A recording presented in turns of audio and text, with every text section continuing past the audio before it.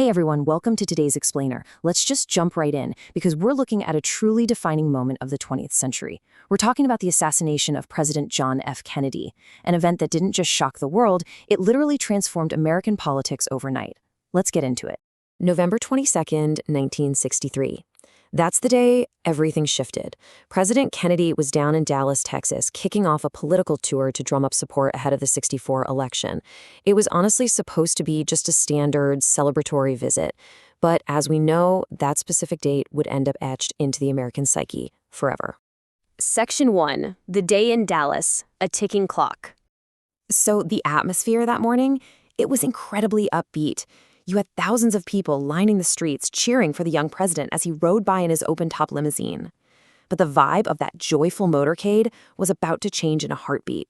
At exactly 12:30 p.m., as the cars passed through Dealey Plaza, gunshots rang out. It happened so fast. The president was struck, and they instantly rushed him to Parkland Memorial Hospital. But despite their absolute best efforts, at 1 p.m., John F. Kennedy was pronounced dead. He was only 46 years old. And then history just keeps moving at this dizzying, tragic speed. Only about 70 minutes after those shots were fired, police already had a suspect in custody. Actually, right before we talk about that suspect, we have to mention another crucial fact from that 12:30 p.m. gunfire.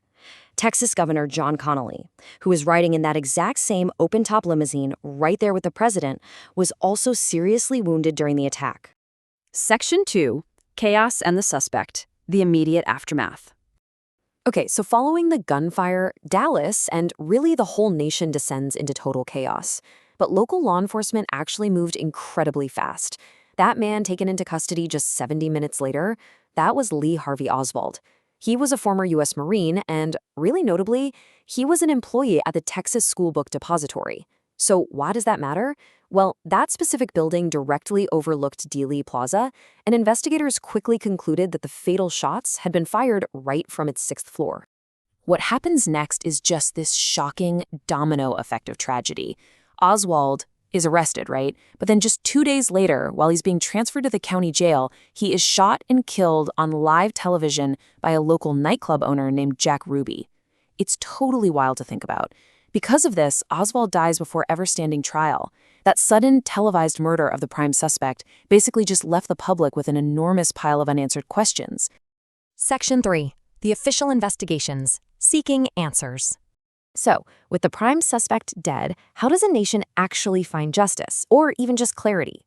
Well, if we look at the major official inquiries, we find some pretty conflicting answers. Back in 1964, the Warren Commission officially concluded that Harvey Oswald acted alone. Simple as that.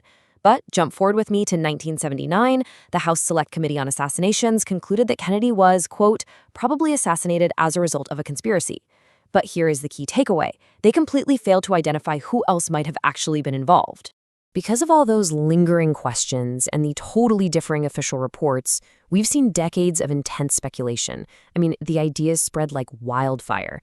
Numerous alternative theories have popped up over the years. You got some suggesting the involvement of organized crime. Others point the finger at foreign governments or even our own intelligence agencies.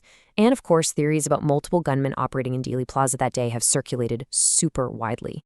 But despite all that endless speculation and the truly extensive investigations we've had, one absolutely crucial baseline remains. No definitive evidence has ever established a broader conspiracy. That is just the factual reality of the case today, regardless of how many theories continue to capture the public's imagination. Section 4. An Enduring Legacy, 60-plus years later. It's been more than 6 decades since that sunny November day, and yet, the event still feels incredibly present. You probably see headlines all the time about newly declassified files being released, right? Now, while those newly released government documents are great because they add historical detail to the periphery of the event and definitely keep us all fascinated, they really have not fundamentally changed the central facts of the case. The true lasting impact of November 22nd, 1963 is just immeasurable. The death of President Kennedy shocked the entire world. It sent these massive ripples outward that completely transformed American politics, firmly solidifying itself as one of the defining moments of the 20th century. Even today, it remains one of the most discussed and debated events in all of American history. Which really leaves us with this heavy thought to ponder. How can a single tragic day alter the course of a nation forever? The assassination of John F. Kennedy serves as a pretty stark reminder of exactly that reality. Well, I hope this explainer helps structure and clarify the events of that fateful day in Dallas. Thank you so much for joining me, for your focus, and for your curiosity today. Keep asking questions, and I'll catch you next time.